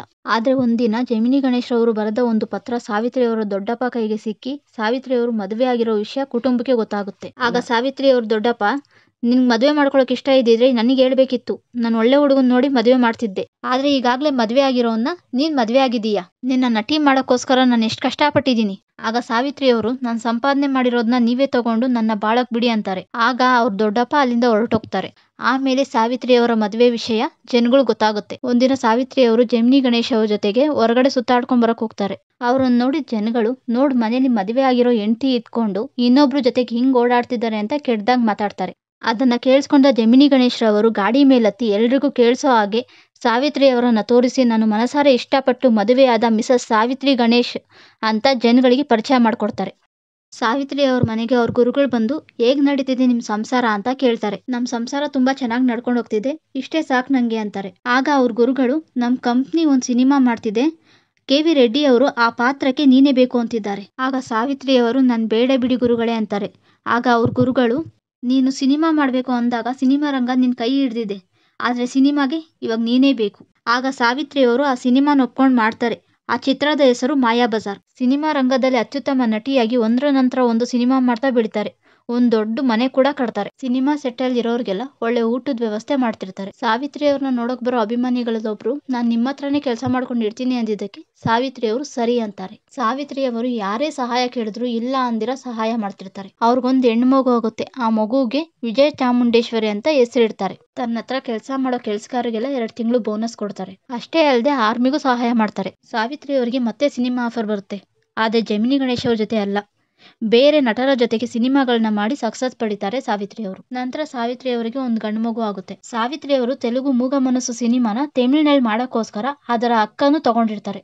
ಆಗ ಜಮಿನಿ ಗಣೇಶ್ ರವರು ಆ ಸಿನಿಮಾದ ಹಕ್ಕು ತಗೊಂಡಿರೋ ದುಡ್ಡು ಹೋದ್ರೆ ಹೋಗ್ಲಿ, ನೀನ್ ಆ ಸಿನಿಮಾ ಮಾಡಬಾರ್ದು ಅಂತ ಮಾತು ತಗೋತಾರೆ. ನಂತರ ಗಂಡು ಮಗುದು 1 ವರ್ಷದ ಹುಟ್ಟಿದ ಹಬ್ಬನ ತುಂಬಾ ಗ್ರ್ಯಾಂಡ್ ಆಗಿ ಮಾಡ್ತಾರೆ. ಸಾವಿತ್ರಿ ಅವ್ರು ಮಾಡ್ತಿದ್ದ ಸಿನಿಮಾಗಳು ತುಂಬಾ ಸಕ್ಸಸ್ ಕಾಣ್ತಿರ್ತವೆ. ಆದ್ರೆ ಜಮಿನಿ ಗಣೇಶ್ ಅವ್ರು ಮಾಡಿದ ಸಿನಿಮಾಗಳು ಸಕ್ಸಸ್ಸೇ ಕಾಣ್ತಿರಲ್ಲ. ಅದೇ ಬೇಜಾರಿನಲ್ಲಿ ಜಮಿನಿ ಗಣೇಶ್ ಅವರು ಕುಡಿಯಕ್ ಶುರು ಮಾಡಿರ್ತಾರೆ. ಹೀಗೆ ಮುಂದೆ ಒಂದಿನ ಸಾವಿತ್ರಿ ಅವರಿಗೆ ಮತ್ತು ಜಮಿನಿ ಗಣೇಶ್ ಅವರಿಗೆ ಸನ್ಮಾನ ಮಾಡಕ್ ಕರೆದಿರ್ತಾರೆ. ಆದ್ರೆ ಅಲ್ಲಿ ಜಮಿನಿ ಗಣೇಶ್ ಅವರಿಗೆ ಅವಮಾನ ಆಗೋ ಹಾಗೆ ನಡ್ಕೊಳ್ತಾರೆ. ಆಗ ಜಮಿನಿ ಗಣೇಶ್ ಅವರು ಮನೆಗೆ ಬಂದು ಆದ ಅವಮಾನ ನೆನ್ಸ್ಕೊಂಡು ಕುಡಿತಾ ಇರ್ತಾರೆ. ಆಗ ಅಲ್ಲಿಗೆ ಬಂದ ಸಾವಿತ್ರಿ ಅವರು ಜಮಿನಿ ಗಣೇಶ್ ರವರಿಗೆ ಸಮಾಧಾನ ಮಾಡಲು ಪ್ರಯತ್ನ ಪಡ್ತಿರ್ತಾರೆ. ಜಮಿನಿ ಗಣೇಶ್ ರವರು, ನಿನಗೆ ಅಲ್ಲಿ ಸನ್ಮಾನ ನಡೀತು, ನನಗೆ ಅವಮಾನ ನಡೀತು, ಅದಕ್ಕೆ ಕುಡಿದು ಸೆಲೆಬ್ರೇಟ್ ಮಾಡ್ತಾ ಇದ್ದೀನಿ. ಆಗ ಸಾವಿತ್ರಿ ಅವರು, ಯಾಕೆ ಹಿಂಗ್ ಮಾತಾಡ್ತಾ ಇದ್ದೀರಾ, ನಿಮ್ ನೋವು ಹಂಚ್ಕೊಳ್ಳೋದಕ್ಕೆ ನಾನು ಇದೀನಿ ಅಂದಾಗ ಆಗ ಜಮಿನಿ ಗಣೇಶ್ ರವರು, ಸರಿ ಬಾ ನೋವು ಹಂಚ್ಕೋ ಅಂತ ಕುಡಿಯೋದು ಕೊಡ್ತಾರೆ. ಆಗ ಸಾವಿತ್ರಿ ಅವರು ಕುಡಿತಾರೆ. ಸಾವಿತ್ರಿ ಅವರು ದಪ್ಪ ಆಗ್ತಾ ಹೋಗ್ತಿರ್ತಾರೆ. ಸಿನಿಮಾ ಆಫರ್ ಕಮ್ಮಿ ಆಗ್ತಾ ಬರ್ತಿರುತ್ತೆ. ಆದ್ರೂ ಅದ್ರ ಬಗ್ಗೆ ತಲೆ ಕೆಡಿಸ್ಕೊಳ್ದೆ ಲಡ್ಡು ತಿನ್ಕೊಂಡು ಕೂತಿರ್ತಾರೆ ಸಾವಿತ್ರಿ ಅವರು. ಸಾವಿತ್ರಿ ಅವ್ರ ಮನೆಗೆ 4 ಜನ ಲೇಡೀಸ್ ಬಂದು, ವರ್ಲ್ಡ್ನಲ್ಲೇ ಫಸ್ಟ್ ಟೈಮ್ ಲೇಡಿ ಟೆಕ್ನಿಷಿಯನ್ ಜೊತೆಗೆ ಒಂದು ಸಿನಿಮಾ ಮಾಡೋಣ, ಆ ಸಿನಿಮಾಗೆ ನೀವೇ ಡೈರೆಕ್ಟರ್ ಆಗಬೇಕು ಅಂತ ಹೇಳ್ತಾರೆ. ಆಗ ಸಾವಿತ್ರಿ ಅವರು, ನನಗೇನು ಬರುತ್ತೆ ಅಂತ ಡೈರೆಕ್ಟರ್ ಆಗಲಿ ಅಂದಾಗ, ನೀವು ಡೈರೆಕ್ಟ್ ಮಾಡ್ತೀನಿ ಅಂದರೆ ಆ ಸಿನಿಮಾನ ಮಾಡೋಣ, ಇಲ್ಲ ಅಂದರೆ ಆ ಸಿನಿಮಾನೇ ಮಾಡೋದು ಬೇಡ ಅಂತಾರೆ. ಆಗ ಸಾವಿತ್ರಿ ಅವರು ಒಪ್ಕೊಂಡು ಆ ಸಿನಿಮಾನ ಡೈರೆಕ್ಟ್ ಮಾಡೋಕ್ಕೆ ಶುರು ಮಾಡ್ತಾರೆ. ಸಿನಿಮಾ ಶೂಟಿಂಗ್ ನಡೆಯೋ ಜಾಗದಲ್ಲಿ ಪ್ರೊಡ್ಯೂಸರ್ ಬಂದು, ನಾವು ಶ್ಯೂರಿಟಿ ಇಲ್ದಿರೋ ದುಡ್ಡು ಕೊಡಲ್ಲ ಅಂತ ಅಂದಾಗ ಸಾವಿತ್ರಿ ಅವರು ಶ್ಯೂರಿಟಿಗೆ ಸಹಿ ಹಾಕ್ತಾರೆ. ಒಂದಿನ ಸಾವಿತ್ರಿ ಅವರು ಸಿನಿಮಾ ರಿಲೀಸ್ ಫಂಕ್ಷನ್ ಮಾಡ್ತಿರ್ತಾರೆ. ಅಲ್ಲಿ ಬಂದ ಅತಿಥಿ, ನಿಮ್ಮ ಯಜಮಾನ್ರು ಬಂದಿಲ್ವಾ ಅಂತ ಕೇಳಿದಾಗ ಸಾವಿತ್ರಿ ಅವರು ಅವ್ರ ಶೂಟಿಂಗ್ಗೆ ಹೋಗಿ 3 ದಿನ ಆಯ್ತು ಅಂತಿರುವಾಗ ಆ ಅತಿಥಿ, ನಾನು ಬೆಳಗ್ಗೆ ತಾನೇ ನೋಡ್ದೆ ಅಂದ್ರು. ಆಗ ಸಾವಿತ್ರಿ ಅವರು ಸಿನಿಮಾದ ರಿಲೀಸ್ ಟೆನ್ಷನ್ ಅಲ್ಲಿ ಗಮನಿಸಿಲ್ಲ ಅಂತ ಹೇಳಿ ಫಾರ್ಮ್ ಹೌಸ್ಗೆ ಹೋಗ್ತಾರೆ. ಅಲ್ಲಿ ಜಮಿನಿ ಗಣೇಶ್ ರವರು ಬೇರೆ ಹೆಂಗಸಿನ ಜೊತೆ ಇದ್ದದ್ದನ್ನ ನೋಡಿ ಸಾವಿತ್ರಿ ಅವರು ಆ ಹೆಂಗಸಿಗೆ ಹೊಡಿಯೋಕೆ ಹೋಗ್ತಾರೆ. ಆಗ ಜಮಿನಿ ಗಣೇಶ್ ರವರು ಅವಳದೇನು ತಪ್ಪಿಲ್ಲ ಅಂದಾಗ ಸಾವಿತ್ರಿ ಅವರು ತನಗೆ ತಾನೇ ಹೊಡ್ಕೊಂಡು, ನಂಗೆ ಯಾಕೆ ಹಿಂಗ್ ಮಾಡಿದ್ರಿ ಅಂತ ಹತ್ಕೊಂಡು ಕಾರ್ ತಗೊಂಡು ಹೊರಟೋಗ್ತಾರೆ. ಜಮಿನಿ ಗಣೇಶ್ ರವರು ಹಿಂದೆನೆ ಕಾರ್ ತಗೊಂಡೋಗಿ ಸಾವಿತ್ರಿ ಅವ್ರನ್ನ ತಡೆದು, ಬಾ ಮನೆಗೆ ಹೋಗಿ ಮಾತಾಡೋಣ, ಜನರೆಲ್ಲ ನಮ್ಮನ್ನೇ ನೋಡ್ತಿದ್ದಾರೆ. ಆಗ ಸಾವಿತ್ರಿ ಅವರು, ನಾವು ಸಿನಿಮಾದವ್ರು ತಾನೆ, ನೋಡ್ಲಿ ಬಿಡಿ. ಜಮಿನಿ ಗಣೇಶ್ ರವರು, ನಾನು ನಿನ್ನನ್ನು ಮಾತ್ರ ಪ್ರೀತಿಸೋದು ಅಂತ ಹೇಳ್ತಿರುವಾಗ ಸಾವಿತ್ರಿ ಅವರು, ನನ್ಗಂತ ಪ್ರೀತಿ ಬೇಡ ಅಂತ ಮನೆಗೆ ಹೋಗ್ತಾರೆ. ಸಿನಿಮಾ ಸಕ್ಸಸ್ ಆಗಿರೋದಕ್ಕೆ ಅಭಿನಂದನೆ ಹೇಳಕ್ಕೆ ಫ್ರೆಂಡ್ಸ್ಗಳೆಲ್ಲ ಮನೆಗೆ ಬಂದಿರ್ತಾರೆ. ಸಾವಿತ್ರಿ ಅವರು ಅವ್ರ ಮೇಲೆಲ್ಲ ಕಿರುಚಾಡಿ ಅವ್ರನ್ನೆಲ್ಲ ಮನೆಯಿಂದ ಕಳಿಸಿ ಕುಡಿಯೋಕೆ ಶುರು ಮಾಡ್ತಾರೆ. ಜಮಿನಿ ಗಣೇಶ್ ಅವರು ಸಾವಿತ್ರಿ ಅವ್ರ ಮನೆಗೆ ಬರ್ತಾರೆ. ಆದ್ರೆ ಸಾವಿತ್ರಿ ಅವರಮ್ಮ ಇಲ್ಲಿಂದ ಹೊರಟೋಗಿ ಅಂತ ಕಳಿಸ್ಬಿಡ್ತಾರೆ. ಒಂದಿನ ಸಾವಿತ್ರಿ ಅವರು ತುಂಬಾ ಖುಷಿಯಾಗಿರ್ತಾರೆ. ಯಾಕಂದ್ರೆ ಅವ್ರ ಅಪ್ಪನ ಬಗ್ಗೆ ಏನೋ ವಿಷಯ ಗೊತ್ತಾಗಿರುತ್ತೆ. ಸಾವಿತ್ರಿ ಅವರು ಅವ್ರ ಅಮ್ಮನ್ ಕರ್ಕೊಂಡು ಒಬ್ರು ಮನೆಗೆ ಬರ್ತಾರೆ. ಅವರು ಸಾವಿತ್ರಿ ಅವರಿಗೆ, ಇವರೇ ನಿಮ್ಮ ಅಪ್ಪ ಅಂತ ಫೋಟೋ ತೋರಿಸ್ತಾರೆ. ಆದ್ರೆ ಸಾವಿತ್ರಿ ಅವರಮ್ಮ, ಆ ಫೋಟೋದಲ್ಲಿ ಇರೋದು ನಿಮ್ಮ ಅಪ್ಪ ಅಲ್ಲ ಅಂದಾಗ ಸಾವಿತ್ರಿ ಅವರಿಗೆ ತುಂಬಾ ಬೇಜಾರಾಗುತ್ತೆ. ಸಾವಿತ್ರಿ ಅವರಿಗೆ ಚಿಕ್ಕವರಿದ್ದಾಗ್ಲಿಂದ ಅವ್ರ ಅಪ್ಪನ ಫೋಟೋದಲ್ಲಾದ್ರೂ ಒಂದ್ಸತಿ ನೋಡ್ಬೇಕು ಅನ್ನೋ ಆಸೆ ಇರುತ್ತೆ. ಮತ್ತೆ ಮನೆಗೆ ಬಂದು ಕುಡಿಯೋಕ್ ಶುರು ಮಾಡ್ತಾರೆ ಸಾವಿತ್ರಿ ಅವರು. ಜಮಿನಿ ಗಣೇಶ್ ಅವ್ರ ಮೇಲಿರೋ ಕೋಪಕ್ಕೆ ಮೂಗ ಮನಸ್ಸು ಸಿನಿಮಾನ ತಮಿಳ್ನಲ್ಲಿ ಮಾಡೋಕೆ ಶುರು ಮಾಡ್ತಾರೆ. ಒಂದಿನ ಜಮಿನಿ ಗಣೇಶ್ ರವರು ಸಾವಿತ್ರಿ ಅವ್ರ ಹತ್ರ ಬಂದು, ನೀನ್ ಈ ಸಿನಿಮಾ ಮಾಡಲ್ಲ ಅಂತ ನಂಗೆ ಮಾತು ಕೊಟ್ಟಿದ್ದೆ, ನೀವು ನಂಗೊಂದು ಮಾತು ಕೊಟ್ಟಿದ್ರಿ, ನೆನ್ಪಿದೀಯಾ? ನಿನ್ ಮ್ಯಾನೇಜರ್ ಎಲ್ಲ ಕಳ್ರು, ಅವರು ದುಡ್ಡನ್ನೆಲ್ಲ ಖಾಲಿ ಮಾಡ್ತಾ ಇರೋ ವಿಷಯ ಸಿನಿಮಾ ರಂಗಕ್ಕೆ ಗೊತ್ತು, ನಾನೇನಾದ್ರೂ ಸಹಾಯ ಮಾಡ್ಲಾ ಅಂದಾಗ ಸಾವಿತ್ರಿ ಅವರು ಬೇಡ ಅಂತಾರೆ. ಮೊದಲೊಂದ್ಸಾರಿ ನಾನು ನಿಮ್ ದೊಡ್ಡ ಅಭಿಮಾನಿ, ನಿಮ್ಮ ಹತ್ರನೇ ಕೆಲಸ ಮಾಡ್ಕೊಂಡಿರ್ತೀನಿ ಅಂತ ಬಂದ ವ್ಯಕ್ತಿ ಸಾವಿತ್ರಿ ಅವ್ರ ಚೆಕ್ ಮೇಲೆ ಸೈನ್ ಮಾಡಿಸ್ಕೊಂಡು ಅವ್ರಿಗೆ ನಂಬಿಕೆ ದ್ರೋಹ ಮಾಡಿ ಹೊರಟೋಯ್ತಾರೆ. ಸಾವಿತ್ರಿ ಅವ್ರ ಮನೆಗೆ ಇನ್ಕಮ್ ಟ್ಯಾಕ್ಸ್ನವ್ರು ಬಂದು ರೈಡ್ ಮಾಡಿ ಇರೋ ಹಣ ಮತ್ತು ಒಡವೆಗಳಿಗೆ ದಾಖಲೆ ಕೇಳ್ತಾರೆ. ಸಾವಿತ್ರಿ ಅವರಮ್ಮ, ಇದ್ರ ಬಗ್ಗೆ ನಮ್ಮ ಅಳಿಯಂಗ್ ಮಾತ್ರ ಗೊತ್ತಿರೋದು ಅಂತಾರೆ. ಆಗ ಆಫೀಸರ್ ಅವರನ್ನೇ ಕರೆಸಿ ಅಂತಾರೆ. ಸಾವಿತ್ರಿ ಅವರು ಸುಮ್ಮನೆ ಕೂತಿರೋದನ್ನ ನೋಡಿ ಯಾವುದಕ್ಕೂ ದಾಖಲೆ ಇಲ್ವೇನೋ ಅಂತ ತಿಳ್ಕೊಂಡು ಹಣ ಮತ್ತು ಒಡವೆನ ಎತ್ಕೊಂಡು ಹೋಯ್ತಾರೆ. ಅಷ್ಟೇ ಅಲ್ಲದೆ 3 ತಿಂಗಳೊಳಗಡೆ ದಂಡ ಕಟ್ಟಬೇಕು ಅಂತ ಹೇಳ್ಬಿಟ್ಟು ಹೋಗ್ತಾರೆ. ಸೀನ್ ಕಟ್ ಆಗುತ್ತೆ. ವಾಣಿ ಅವರಪ್ಪ ವಾಣಿ ಮತ್ತು ಆಂಟೋನಿ ಜೊತೆಗಿರೋದನ್ನ ನೋಡಿ ವಾಣಿಗೆ ಮೊದಲು ನೋಡಿದ ಹುಡುಗನ ಜೊತೆಗೆ ಮದುವೆ ಫಿಕ್ಸ್ ಮಾಡ್ತಾರೆ. ಸೀನ್ ಕಟ್ ಆಗುತ್ತೆ. ಸಾವಿತ್ರಿ ಅವರು ಡೈರೆಕ್ಷನ್ ಮಾಡಿದಂಥ ಸಿನಿಮಾ ಯಾವುದೂ ಓಡಲ್ಲ. ಪ್ರೊಡ್ಯೂಸರ್ ಬಂದು ಕೊಟ್ಟಿರೋ ದುಡ್ಡು ವಾಪಸ್ ಕೊಡಿ ಅಂತ ಕೇಳ್ತಾರೆ. ಸಾವಿತ್ರಿ ಅವರು, ನನ್ನ ಹತ್ರ ಈಗ ದುಡ್ಡಿಲ್ಲ, 2-3 ದಿನದಲ್ಲಿ ನಿಮ್ ದುಡ್ಡು ವಾಪಸ್ ಕೊಡ್ತೀನಿ ಅಂತಾರೆ. ಸಾವಿತ್ರಿ ಅವರು ತಮ್ಮದೇ ದುಡ್ಡನ್ನ ಖರ್ಚು ಮಾಡಿ ಬೇರೆಯವರ ಹೆಸರಿನಲ್ಲಿ ಹೊಲ ಮನೆ ಜಾಗಗಳನ್ನ ತೆಗೆದಿರ್ತಾರೆ. ಆದ್ರೆ ಸಾವಿತ್ರಿ ಅವರು ಕಷ್ಟದ ಟೈಮ್ನಲ್ಲಿ ಫೋನ್ ಮಾಡಿ ಸ್ವಲ್ಪ ಸಹಾಯ ಮಾಡಿ ಅಂತ ಕೇಳಿದಾಗ ಯಾರು ಸಹಾಯ ಮಾಡೋದಿಲ್ಲ. ಆಗ ಇರೋ ಆಸ್ತಿನೆಲ್ಲ ಮಾರ್ಬಿಡ್ತಾರೆ. ಆಗ ಸಾವಿತ್ರಿ ಅವರಮ್ಮ, ನಿನ್ ಜೀವನನ ಈ ರೀತಿ ಹಾಳು ಮಾಡ್ಕೊಂಡೆ, ನಿನ್ ಮಕ್ಳನ್ನಾದ್ರೂ ನಿನ್ ಗಂಡನ ಹತ್ರ ಕಳಿಸು ಅಂದಾಗ ಸಾವಿತ್ರಿ ಅವರು ಬೇಡ ಅಂತಾರೆ. ಮಾರನೇ ದಿನ ಬೆಳಿಗ್ಗೆ ಸಾವಿತ್ರಿ ಅವರಮ್ಮ ತೀರ್ಕೊಂಡಿರ್ತಾರೆ. ಅದೇ ಬೇಜಾರಿನಲ್ಲಿ ಸಾವಿತ್ರಿ ಅವರು ಕುಡಿದು ಆಸ್ಪತ್ರೆಗೆ ಅಡ್ಮಿಟ್ ಆಗ್ತಾರೆ. ಆಸ್ಪತ್ರೆಯಲ್ಲಿ ಹೇಳ್ತಾರೆ, ನಿಮ್ಗೆ ಸಕ್ಕರೆ ಕಾಯಿಲೆ ಬಂದಿದೆ, ನೀವು ಕುಡಿಯೋದನ್ನ ಬಿಟ್ಟು ಸಣ್ಣ ಆಗ್ಬೇಕು ಅಂತ. ಸಾವಿತ್ರಿ ಅವ್ರ ದೊಡ್ಡಪ್ಪ ಎಷ್ಟೋ ವರ್ಷಗಳಿಂದ ಸಾವಿತ್ರಿ ಅವ್ರನ್ನ ನೋಡದೆ ಮಾತಾಡದೆ ಇರೋರು ಆಸ್ಪತ್ರೆಯಲ್ಲಿ ಇರೋ ವಿಷಯ ಗೊತ್ತಾಗಿ ಸಾವಿತ್ರಿ ಅವ್ರನ್ನ ನೋಡಕ್ ಬರ್ತಾರೆ. ಆಗ ಸಾವಿತ್ರಿ ಅವರು, ನೀವು ನನ್ನ ನೋಡಕ್ ಬರ್ತೀನಿ ಅಂತ ಗೊತ್ತಿದ್ದಿದ್ರೆ ನಾನು ಇನ್ನೂ ಮುಂಚೆನೆ ಬಂದು ಅಡ್ಮಿಟ್ ಆಗ್ತಿದ್ದೆ, ಕೂತ್ಕೊ ಬನ್ನಿ ದೊಡ್ಡಪ್ಪ. ಆಗ ಅವ್ರ ದೊಡ್ಡಪ್ಪ ಹೇಳ್ತಾರೆ, ನನ್ನ ಅಪ್ಪನು ಇಲ್ಲ ಅಂದ್ರೆ ಯಾರಿಗೂ ಭಯ ಇರೋದಿಲ್ಲ ಅಂದ್ರು. ಆಗ ಸಾವಿತ್ರಿ ಅವರು, ವಿಜಯಂಗೆ ಮದುವೆ ಮಾಡಬೇಕು, ನಂಗೆ ಶುಗರ್ ಇದೆ ಅಂತ ಇವಾಗ ತಾನೇ ಗೊತ್ತಾಯ್ತು, ಮುಂದೆ ಹೆಂಗೋ ನಂಗೆ ಗೊತ್ತಿಲ್ಲ, ನಾನು ಬದಲಾಗಿ ನನ್ನ ಮಕ್ಳ ಜವಾಬ್ದಾರಿ ತಗೋಬೇಕು. ಸೀನ್ ಕಟ್ ಆಗುತ್ತೆ. ವಾಣಿ ಅವ್ರ ಮನೆಗೆ ಸುಶೀಲಾ ಅವ್ರು ಬಂದು, ನೀವು ಬರೀತಿರೋ ಕಥೆನ ಪೂರ್ತಿ ಮಾಡಿದ್ರಾ ಅಂದಾಗ, ನಾನು ಆ ಕೆಲಸ ಬಿಟ್ಬಿಟ್ಟೆ, ಆ ಕತೆ ಬರೆದು ಏನು ಪ್ರಯೋಜನ, ಅವ್ರ ಕತೆ ನೆನೆಸ್ಕೊಂಡ್ರೆ ಆ ದೇವ್ರ ಮೇಲೂ ನಂಗೆ ಕೋಪ ಬರುತ್ತೆ, ದೇವ್ರ ಮೇಲೆ ನಂಬಿಕೆನೇ ಹೊರಟೋಗುತ್ತೆ, ದೇವ್ರನ್ನ ಬಿಡಿ, ಮನುಷ್ಯರೇನಾದ್ರು, ನೀವೆಲ್ಲೋಗಿದ್ರಿ, ಕ್ಷಮಿಸಿ. ಆಗ ಸುಶೀಲಾ ಅವ್ರು ಹೇಳ್ತಾರೆ, ಚಿಕ್ಕವರಿದ್ದಾಗಿಂದ ಸಾವಿತ್ರಿ ಅವರಿಗೆ ಯಾರ ಸಹಾಯ ತಗೊಳ್ಳೋಕ್ಕೂ ಇಷ್ಟ ಇಲ್ಲ. ಇನ್ಕಮ್ ಟ್ಯಾಕ್ಸ್ನವ್ರು ಬಂದು ಎಲ್ಲ ತಗೊಂಡೋದಾಗ ಅವ್ರು ಇರೋ ಮನೆ ಮಾರಿ ಬಡ್ಡಿ ಸಮೇತ ಎಲ್ಲ ದುಡ್ಡು ಕಟ್ಬಿಟ್ರು. ಸಿನಿಮಾದಲ್ಲಿ ಒಂದು ಚಿಕ್ಕ ಪಾತ್ರ ಸಿಕ್ಕರು ಮಾಡಕ್ ಶುರು ಮಾಡ್ತಾರೆ. ಸಾವಿತ್ರಿ ಅವ್ರು ಸಣ್ಣ ಆಗ್ತಿರೋದನ್ನ ನೋಡಿ ಡಾಕ್ಟರ್ಗಳೇ ಆಶ್ಚರ್ಯ ಪಡ್ತಿರ್ತಾರೆ. ಸೀನ್ ಕಟ್ ಆಗುತ್ತೆ. ಸಾವಿತ್ರಿ ಅವರ ಕಾರ್ ಕೆಟ್ಟೋಗಿ ರಿಕ್ಷಾದಲ್ಲಿ ವಿಜಯ ಸ್ಟುಡಿಯೋಗೆ ಹೋಗ್ತಾರೆ. ಒಂದಿನ ಸಾವಿತ್ರಿ ಅವರು ಸುಶೀಲಾ ಅವ್ರ ಜೊತೆ ನದಿ ದಡದ ಹತ್ರ ಕೂತು, ನಾನು ಕುಡಿಯೋದನ್ನ ಬಿಟ್ಟಿದ್ದೀನಿ, ಅದನ್ನ ಎಲ್ಲರೂ ಚಟ ಅನ್ಕೊಂತಾರೆ, ಆದ್ರೆ ಅದೊಂದು ರೋಗ, ಕ್ಯಾನ್ಸರ್ ತರ, ಅದಕ್ಕೆ ಚಿಕಿತ್ಸೆ ಅಮೆರಿಕಾದಲ್ಲಿದೆ, ನಾನು ಬುಕ್ನಲ್ಲಿ ಓದಿದ್ದೆ, ರಿಹ್ಯಾಬಿಲಿಟೇಷನ್ ಸೆಂಟರ್ ಅಂತ, ಅದನ್ನ ಈ ನದಿ ದಡದ ಹತ್ರ ಕಟ್ಟಬೇಕು ಅನ್ನೋದು ನನ್ನ ಆಸೆ ಅಂತ ಸಾವಿತ್ರಿ ಅವರು ಸುಶೀಲಾ ಹತ್ರ ಹೇಳ್ತಿರ್ತಾರೆ. ಒಂದಿನ ಸಾವಿತ್ರಿ ಅವರು ಟ್ಯಾಕ್ಸಿಯಲ್ಲಿ ಬರ್ತಿರುವಾಗ ಟ್ಯಾಕ್ಸಿ ಡ್ರೈವರ್ ಹೇಳ್ತಾರೆ, ನನ್ನ ಮಗಳು ನಿಮ್ಮ ದೊಡ್ಡ ಅಭಿಮಾನಿ, ಅವಳಿಗೀಗ ಒಳ್ಳೆ ಸಂಬಂಧ ಬಂದಿದೆ, ಆದರೆ ಸಮಯಕ್ಕೆ ಸರಿಯಾಗಿ ದುಡ್ಡು ಅಡ್ಜಸ್ಟ್ ಆಗುತ್ತೋ ಇಲ್ವೋ ಗೊತ್ತಿಲ್ಲ ಅಂತ ಹೇಳ್ತಿರುವಾಗ ಸಾವಿತ್ರಿ ಅವ್ರ ಮನೆ ಬರುತ್ತೆ. ಕಾರಿಂದ ಇಳಿದು ಡ್ರೈವರ್ಗೆ ನೀವು ಇಲ್ಲೇ ಇರಿ ಬಂದೆ ಅಂತ ಒಳಗೋಗಿ ಪರ್ಸ್ ನೋಡ್ತಾರೆ, ಆದರೆ ದುಡ್ಡಿರಲ್ಲ. ಬೀರುವಿಂದ ಸೀರೆ ತೆಗೆದು ಒಬ್ಬ ವ್ಯಕ್ತಿ ಕೈ ಕೊಟ್ಟು ಇದನ್ನು ಮಾರ್ವಾಡಿ ಅಂಗಡಿ ಕೊಟ್ಟು ದುಡ್ಡು ತಗೊಂಬನ್ನಿ ಅಂತ ಹೇಳಿ ಕಳಿಸ್ತಾರೆ. ಆ ದುಡ್ಡನ್ನ ಕಾರ್ ಡ್ರೈವರ್ ಕೊಟ್ಟು ನಿಮ್ಮ ಮಗಳು ಮದುವೆನ ಚೆನ್ನಾಗಿ ಮಾಡಿ ಅಂತ ಹೇಳಿ ಕಳಿಸ್ತಾರೆ. ಸೀನ್ ಕಟ್ ಆಗುತ್ತೆ. ಸುಶೀಲಾ ಅವರು ವಾಣಿಗೆ ಹೇಳ್ತಾರೆ, ಈ ಕಥೆನ ನೀನು ಬರೀಬೇಕು, ಈ ಕಥೆಯಲ್ಲಿ ಅವ್ರ ಕಣ್ಣೀರಿದೆ, ಆದರೆ ಅದನ್ನು ಒರೆಸ್ಕೊಂಡು ಎದ್ದು ನಿಂತ್ಕೊಳ್ಳೋ ಧೈರ್ಯನೂ ಇದೆ. ವಾಣಿಯವರು ಅವ್ರ ಅಪ್ಪನ ಹತ್ರ ಬಂದು ನಾನು ಆಂಟೋನಿನೇ ಮದುವೆ ಆಗ್ತೀನಿ ಅಂತ ಹೊರಗಡೆ ಬಂದು ಒಂದು ಕಿಕ್ನಲ್ಲಿ ಗಾಡಿ ಸ್ಟಾರ್ಟ್ ಮಾಡ್ಕೊಂಡು ಚರ್ಚಿಗೆ ಬರ್ತಾರೆ. ಆಂಟೋನಿ ಅವ್ರದ್ದು ಮದುವೆ ನಡೀತಿದೆ ಅಂತ ಅನ್ಕೊಂಡು ನಾನು ನಿನ್ನ ಪ್ರೀತಿಸ್ತಿದ್ದೀನಿ ಅಂತಾರೆ. ಆದ್ರೆ ಅಲ್ಲಿ ನಡೀತಿದ್ದು ಆಂಟೋನಿ ಅವ್ರ ತಂಗಿ ನಿಶ್ಚಿತಾರ್ಥ ಆಗಿರುತ್ತೆ. ಈಗ ಸೀನ್ ಕಟ್ ಆಗುತ್ತೆ. ಇನ್ಕಮ್ ಟ್ಯಾಕ್ಸ್ನವ್ರು ಫೋನ್ ಮಾಡಿ 2 ಲಕ್ಷ ದುಡ್ಡು ಕಟ್ಟಬೇಕು ಅಂತಾರೆ. ಆಗ ಸಾವಿತ್ರಿ ಅವರು ನಾನು ಎಲ್ಲ ದುಡ್ಡು ಕಟ್ಬಿಟ್ಟಿದ್ದೀನಿ, ಯಾವ ದುಡ್ಡು ಕಟ್ಟಬೇಕಾಗಿಲ್ಲ ಅಂತ ಫೋನ್ ಕಟ್ ಮಾಡ್ತಾರೆ. ಸಾವಿತ್ರಿ ಅವರು ಅವ್ರ ಮಗನ ಕರ್ಕೊಂಡು ಬೆಂಗಳೂರಿಗೆ ಬಂದು ಒಂದು ಹೋಟ್ಲಲ್ಲಿ ಉಳ್ಕೊಂತಾರೆ. ಅಷ್ಟರಲ್ಲಿ ಅಲ್ಲಿಗೆ ಸಾವಿತ್ರಿ ಅವ್ರ ಫ್ರೆಂಡ್ ಬರ್ತಾರೆ. ಅವ್ರಿಗೆ ನೀನು ತಪ್ಪು ತಿಳ್ಕೊಂಡಿಲ್ಲ ಅಂದ್ರೆ ನನ್ನ ಮಗನ್ ಗೊಂಬೆ ಬೇಕಂತೆ, ಗೊಂಬೆ ಕೊಡ್ಸ್ಕೊಂಬ ಅಂತ ಹೇಳಿ ಕಳಿಸ್ತಾರೆ. ಹೋಟೆಲ್ನ ರೂಮ್ ಆಚೆ ಒಬ್ಬ ವೇಟರ್ ಒಬ್ರು ಲೇಡಿ ಸೀರೆ ಮೇಲೆ ಡ್ರಿಂಕ್ಸ್ ಚೆಲ್ಬಿಟ್ರು. ಆ ಲೇಡಿ ಕೂಗಾಡಿ ನಾನು ಮ್ಯಾನೇಜರ್ ಕಂಪ್ಲೇಂಟ್ ಮಾಡ್ತೀನಿ ಅಂತ ಕೆಳಗೆ ಬರ್ತಾರೆ. ಆ ವೇಟರ್ ಡ್ರಿಂಕ್ಸ್ ಬಾಟಲ್ನ ಅಲ್ಲೇ ಇಟ್ಟು ಆ ಲೇಡಿ ಹಿಂದೆ ಹೋಗ್ತಾರೆ. ಇದನ್ನೆಲ್ಲ ನೋಡ್ತಿದ್ದಂಥ ಸಾವಿತ್ರಿ ಅವರು ಅಲ್ಲೇ ಇದ್ದ ಡ್ರಿಂಕ್ಸ್ ಬಾಟಲ್ನ ಎತ್ಕೊಂಡ್ ಬಂದ್ಬಿಡ್ತಾರೆ. ಡ್ರಿಂಕ್ಸ್ ಕುಡಿದ್ರೆ ನಾನು ಸಾಯ್ತೀನಿ ಅಂತ ಗೊತ್ತಿದ್ರು ಜೀವನದಲ್ಲಿ ನಡೆದಿರೋದನ್ನೆಲ್ಲ ನೆನ್ಸ್ಕೊಂಡು ಆ ಡ್ರಿಂಕ್ಸ್ನ ಕುಡಿದ್ಬಿಡ್ತಾರೆ ಸಾವಿತ್ರಿ ಅವರು. ಸೀನ್ ಕಟ್ ಆಗುತ್ತೆ. ವಾಣಿಯವರು ಈ ಮುಗಿತಾ ಇರೋ ಕಥೆನ ಹೇಗ್ ಸ್ಟಾರ್ಟ್ ಮಾಡೋದು ಅಂತ ಗೊತ್ತಾಗ್ತಾ ಇಲ್ಲ. ಕತೆ ನೋಡ್ಕೊಂಡು ಹೋದೆ, ಆದ್ರೆ ಒಂದು ಚರಿತ್ರೆನೇ ಸಿಕ್ತು. ಶಂಕರಯ್ಯ ಯಾರು ಅಂತ ಗೊತ್ತಿಲ್ಲ. ಈಗ ಅವ್ರು ಸಿಕ್ಕಿದ್ರು ಕೇಳಕ್ಕೇನೂ ಇಲ್ಲ. ಸಾವಿತ್ರಿ ಅವ್ರ ಬಗ್ಗೆ ಬರೆಯೋದಕ್ಕೆ ಸಿನಿಮಾ ಬಿಟ್ರೆ ಬೇರೆ ಏನಿರುತ್ತೆ ಅನ್ಕೊಂಡಿದ್ದೆ, ಆದ್ರೆ ತೆರೆ ಹಿಂದೆ ಇರೋ ಅವ್ರ ಜೀವನದಲ್ಲಿ ಎಷ್ಟು ಒಳ್ಳೆತನ ಇದೆ ಅಂತ ಗೊತ್ತಾಯ್ತು. ಅವ್ರು ಮಾಡ್ತಿದ್ದ ಸಿನಿಮಾದ ಒಂದೊಂದು ಪಾತ್ರಕ್ಕೂ ಜೀವ ತುಂಬ್ತಾ ಇದ್ರು. ಈಗ ಅವ್ರಿಗೆ ಅಂತ ಉಳಿದಿರೋದು ಸ್ವಲ್ಪ ಜೀವ. ಕಾಲಕ್ಕೆ ಮತ್ತೆ ಹೋಗಿ ಅವ್ರನ್ನ ಉಳಿಸ್ಕೋಬೇಕು ಅನ್ಸುತ್ತೆ. ಅವರೊಬ್ರು ಆಕಾಶದಲ್ಲಿರೋ ಸುಂದರವಾದ ಚಂದ್ರ ಇದ್ದಂಗೆ. ಅವರೊಬ್ರು ಮಹಾನಟಿ ಅಂತ ಕತೆ ಬರೆದು ಪತ್ರಿಕೆಯಲ್ಲಿ ಪಬ್ಲಿಷ್ ಮಾಡ್ತಾರೆ. ಈ ಕಥೆನ ವಾಣಿಯವರಪ್ಪ ಮತ್ತೆ ಸಾವಿತ್ರಿ ಅವ್ರು ಗೊತ್ತಿರೋರೆಲ್ಲ ಓದ್ತಾರೆ. ವಾಣಿ ಮನೆಗೆ ಸಾವಿತ್ರಿ ಅವ್ರು ಗೊತ್ತಿರೋರೊಬ್ರು ಬಂದು ಡೈಮಂಡ್ ನೆಕ್ಲೆಸ್ನ ವಾಣಿ ಕೈ ಕೊಟ್ಟು ಇದು ನನ್ನ ಯಾವತ್ತೋ ಕೊಡ್ಬೇಕಿತ್ತು, ತಪ್ಪಾಯ್ತು, ಇದನ್ನ ಸಾವಿತ್ರಿ ಅವ್ರಿಗೆ ಸೇರೋ ಹಂಗ್ ಮಾಡಿ ಅಂತ ಅಲ್ಲಿಂದ ಹೊರಟೋಗ್ತಾರೆ. ವಾಣಿಯವರು ಸಾವಿತ್ರಿ ಅವ್ರ ಮನೆಗೆ ಬರ್ತಾರೆ, ಆದ್ರೆ ಸಾವಿತ್ರಿ ಅವರು ಕೋಮಾದಲ್ಲಿ ಇರ್ತಾರೆ. ಕೆಲವು ತಿಂಗಳಿಂದೆ ನಿಮ್ ಬಗ್ಗೆ ನಂಗೇನೂ ಗೊತ್ತಿರಲಿಲ್ಲ, ತಿಳ್ಕೊಬೇಕು ಅಂತ ಹೋದೆ, ಆದ್ರೆ ನನ್ನ ಬಗ್ಗೆ ನಾನೇ ತಿಳ್ಕೊಂಡೆ. ನೀವು ರಿಹ್ಯಾಬಿಲಿಟೇಷನ್ ಸೆಂಟರ್ ಕಟ್ಟಬೇಕು ಅಂತಿದ್ರಲ್ಲ, ಜ್ಯೋತಿ ಅವ್ರು ಗೊತ್ತಿದ್ದಾರಲ್ವ ನಿಮ್ಗೆ, ನೀವೊಂದು ಡೈಮಂಡ್ ನೆಕ್ಲೆಸ್ ಕೊಟ್ಟಿದ್ರಂತಲ್ಲ ಅವ್ರಿಗೆ, ಅವರು ಅದನ್ನ ನಿಮ್ ಕಷ್ಟ ಕಾಲಕ್ಕೆ ಕೊಡಕ್ಕಾಗಿಲ್ಲ ಅಂತ ದಿನ ಕೊರಗ್ತಾ ಇದ್ದಾರೆ. ಅವರು ಮತ್ತೆ ಸುಶೀಲಾ ಆ ನೆಕ್ಲೆಸ್ನ ಮಾರಿ ನಿಮ್ಮ ಹೆಸರಲ್ಲಿ ರಿಹ್ಯಾಬಿಲಿಟೇಷನ್ ಸೆಂಟರ್ನ ಕಟ್ತಿದ್ದಾರೆ. ಜೀವನ ತುಂಬಾ ಚಿಕ್ಕದು, ಅದು ಯಾವ ಟೈಮಲ್ಲಿ ಯಾವ ತಿರುವು ತಗೊಳುತ್ತೋ ಗೊತ್ತಿಲ್ಲ. ಅದು ನನಗೆ ನಿಮ್ಮ ಕಥೆಯಿಂದ ಅರ್ಥ ಆಯ್ತು. ಎಲ್ಲರೂ ನೀವು ಸತ್ತೋಗ್ತಿದ್ದೀರಾ ಅಂತ ನೋವು ಅನ್ಭವಿಸ್ತಿದ್ದಾರೆ. ನಿಮಗೆ ಸಾವ ಅದೇಗೆ? ತಲೆಮಾರು ನಿಮ್ಮನ್ನ ನೋಡ್ತಾ ನಗ್ತಾ ಅಳ್ತಾ ಪ್ರೀತಿಸ್ತಿರ್ತೀವಿ. ನೀವು ನಮ್ಮ ಜೊತೆ ಸದಾ ಇರ್ತೀರಾ. ನೀವು ನಿಮ್ಮ ಅಪ್ಪನ ಫೋಟೋ ನೋಡ್ತಾ ಇದ್ರಲ್ಲ, ಅದನ್ನ ನಾನು ಹುಡುಕಿ ತಂದಿದ್ದೀನಿ. ಇದರಲ್ಲಿ ಅವ್ರ ಹೆಸರು ಕೂಡ ಇದೆ ಅಂತ ಹೇಳಿ ಆ ಫೋಟೋನ ಸಾವಿತ್ರಿ ಅವ್ರ ಕೈಗಿಟ್ಟು, ಇದ್ ಬಿಟ್ರೆ ನಂಗೆ ನಿಮ್ ಕೊಡೋಕೆ ನನ್ನ ಹತ್ರ ಇನ್ನೇನು ಇಲ್ಲ ಅಂತ ಅಲ್ಲಿಂದ ಹೊರಟೋಗ್ತಾರೆ. ಇಲ್ಲಿಗೆ ಸಾವಿತ್ರಿ ಅವ್ರ ಕತೆ ಮುಗಿಯುತ್ತೆ. ಇಲ್ಲಿಗೆ ಮಹಾನಟಿ ಅನ್ನೋ ಚಿತ್ರದ ಕಥೆನೂ ಮುಗಿಯುತ್ತೆ. ನಮಸ್ಕಾರ.